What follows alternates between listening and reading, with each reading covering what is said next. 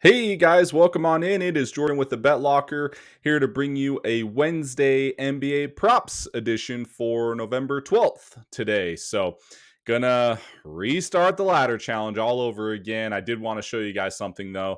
But yeah, let's dive on in. Let's find our technically start to these videos ladder challenge because we still won for our premium members last night for a different challenge, if you will.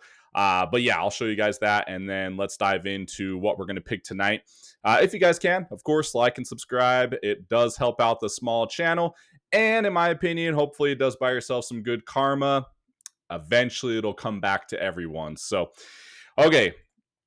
So, my picks yesterday, here they were in all their glory. Isaiah Hartenstein over. Now, in my video, I did say I liked something in Isaiah Hartenstein or Chet Holmgren. Someone was going to eat up all those rebounds and points.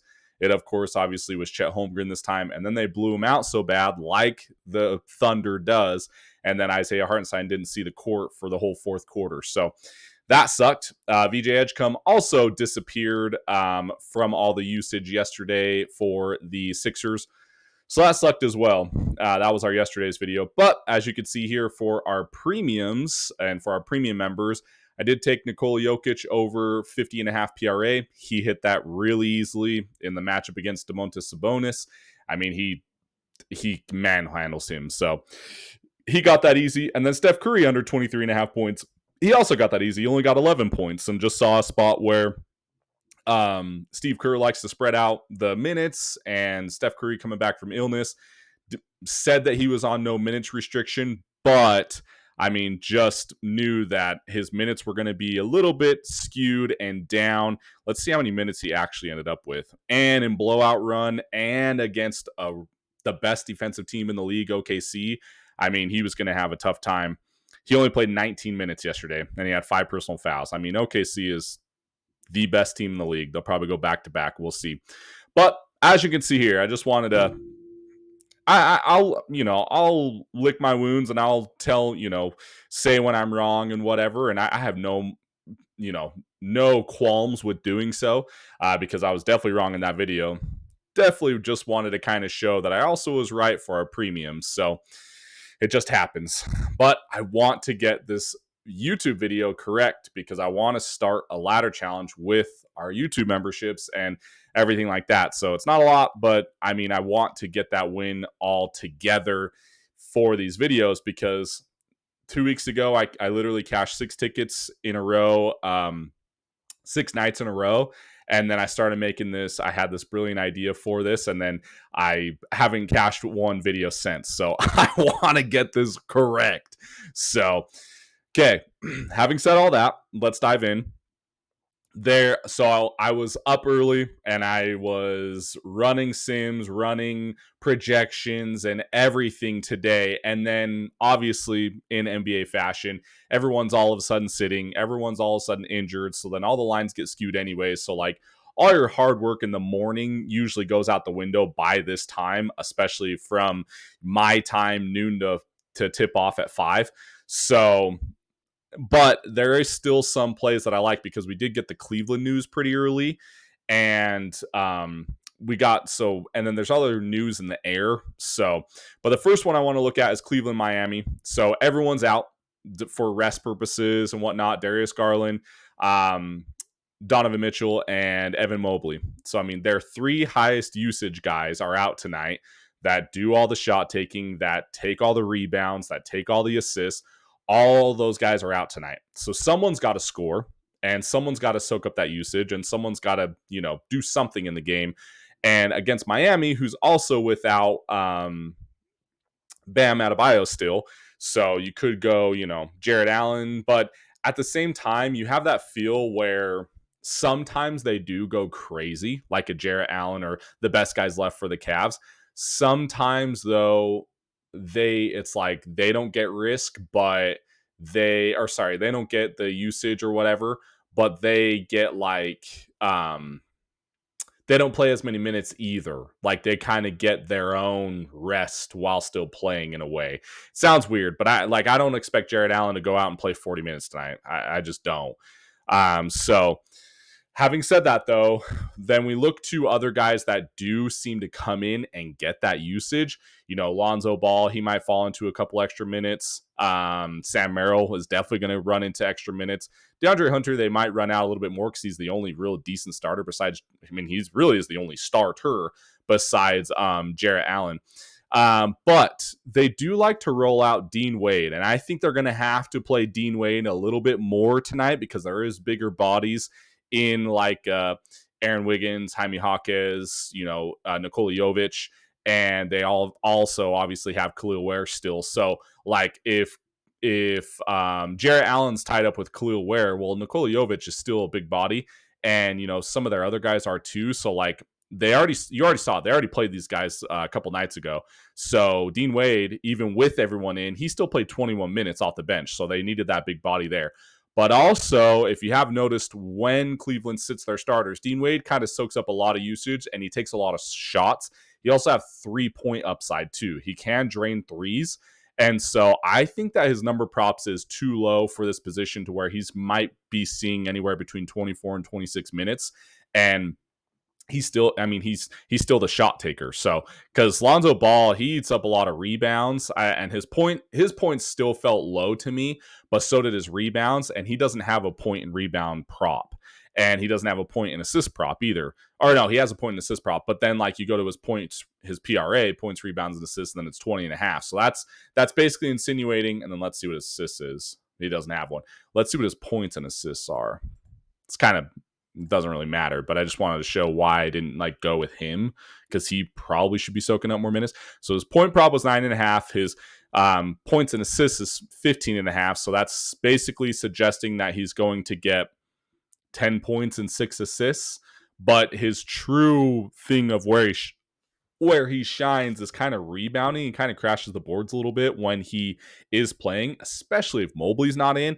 It's going to be crashing the boards a little bit more, unless they play Dean Wade more, because he's a way bigger body and he kind of fills in that role with scoring and rebounding. So I feel more comfortable with the high upside of, let's see if, yeah, because he doesn't have, Dean Wade doesn't have a PRA, because he's probably going to have, that rebound upside. See, there's his rebounds, 5.5. And then assists, don't really care about assists. So I think that he's just going to be on the floor more. He has that 3-point upside. He has that big body, and I'm going to feel comfortable taking his more than points there. So that's what I'm going to go with for that first one. And then the second one is going to be, kind of like I was saying, there's news everywhere. So Detroit, Jalen Duren's questionable, and Cade Cunningham isn't on the board. They both weren't seen at shoot around. So that's suggesting they're probably both going to sit tonight too. So then like enter Nikola Jovic having a day, or sorry, Nikola Vucevic having a day. And there's so many ways you could go with this game, because no Cade, no Duren, and then obviously still no Isaiah Stewart and other bodies there. So you could go that route. Milwaukee, Charlotte, there's still no LaMelo Ball. But does Giannis sit? Are these guys saving? Are all these teams saving it for the NBA Cup Friday? Maybe, but there's a lot of back-to-backs going on today, from last night into today, and then all that. So they're really trying to save their starters this week. So it feels like a dead night, because both these guys played last night. So it's like, I don't think that anyone will necessarily sit, but they're usually not a good fantasy producer. So against Orlando, I'm saying. Boston, does Jaylen Brown sit? Does Ja sit? Maybe. I don't know.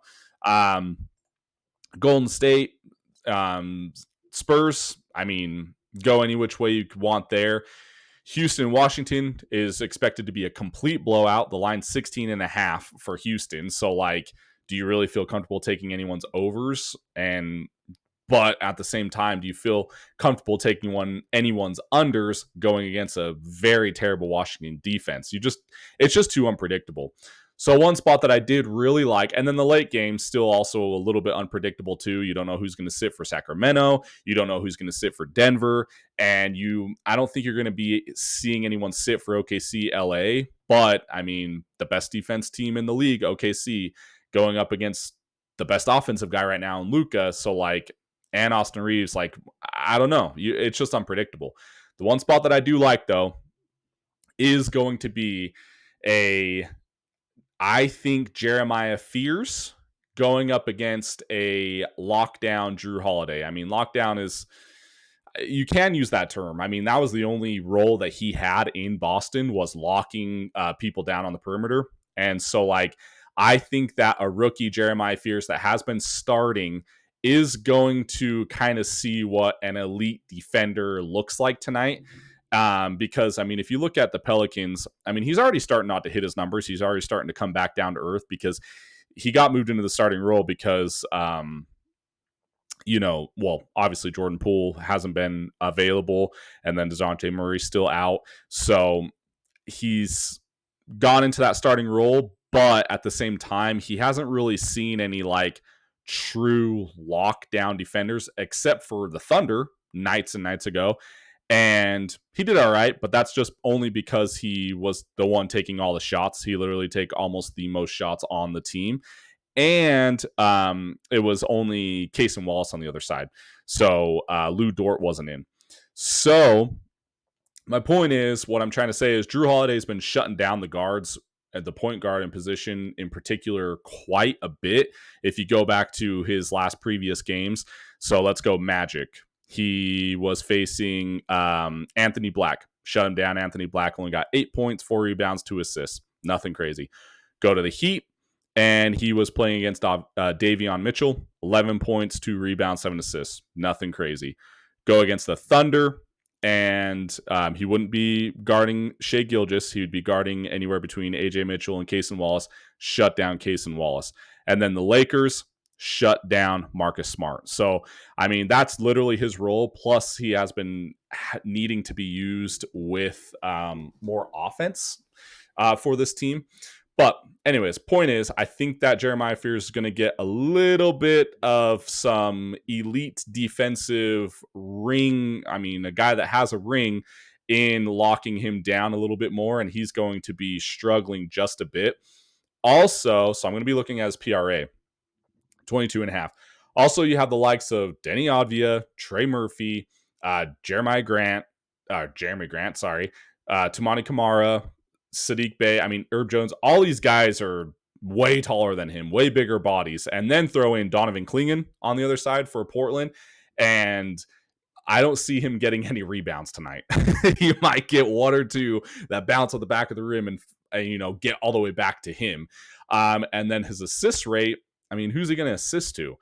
When these other guys come out on the court, they're going to be soaking up all the usage to where it's like, and then if he's tied up with Drew Holiday, I don't know, man. This line just seems way too big for me. So I'm going to lean on the great defense that Portland has been showing, and Drew Holiday kind of shutting him down and showing the rookie like, hey, man, sorry, like, welcome to the league a little bit here. So I would like his less than PRA for that one as well. So there's our 2 plays. Ladder challenge.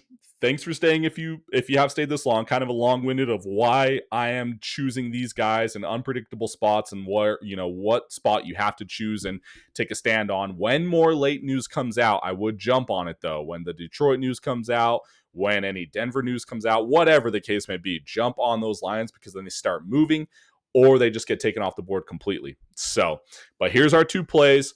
Ladder challenge, 10 into 30, 30 into 90, 90 into 270. Technically, I'm on step 2 because my premium picks won last night, and I did put those in.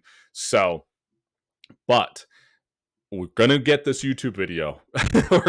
we're gonna get this win on YouTube instead for everyone that has come here for the last week. That I cashed all the tickets the week before, and then now it's like all of a sudden this is it is what it is. So, but those are our 2 plays for our listeners only. Dean Wade, over 8.5 points, and Jeremiah Fears under 22.5 PRA. And then we'll still have our plays tomorrow. And I'll probably do an NBA and NFL just depending. I'll look at I didn't even look at see what NBA games are on. There's only 3 games tomorrow night. Cleveland's one of them. Playing again. Suns are playing tonight. They're also playing again tomorrow. So who knows what happens there. And the Jazz and the Hawks. So there are 3 games tomorrow, and then obviously the Jets at New England. So we'll see what the best props are for tomorrow as well. But here is a little preview. Obviously, for our free pick section, you got a behind the paywall look at what the premiums get. And sometimes I throw in a third pick here as well. So, but at the same time, when you do sign up to become a member at thebetlocker.com, you get everything that you see here. You know, you get all of our locker picks, our DFS cheat sheets, our prop bets, daily picks. Can't show the daily picks because they're already posted for today. And you get access to our Discord channel community. So been crushing in there. We're 13-2 the last 3 weeks in NFL. Absolutely hammering NFL bets. So that has been so fun. And then golf is coming up finally in a couple months. So, and our Thanksgiving slate's coming up. So that's going to be fun, especially I'm definitely going to put out a cheat sheet for Thanksgiving alone because that's a big day for us. So we love playing Thanksgiving DFS. Everything you see here, though, you get access to everything that we have to offer for $6.99 a week or $19.99 a month. And you basically get 2 weeks free if you sign up for the month. So that's it, guys. Thanks for all the support. Let's get this freaking win for once for us tonight on these videos. And I feel very comfortable with these picks. And I'm going to be locking in right now. And we'll start our YouTube ladder challenge. And we'll turn it into 270 before the weekend. So that's it. Please like and subscribe. We'll see you guys. Check out my DFS first look video coming out later today. All right. Thanks, guys. We'll see you.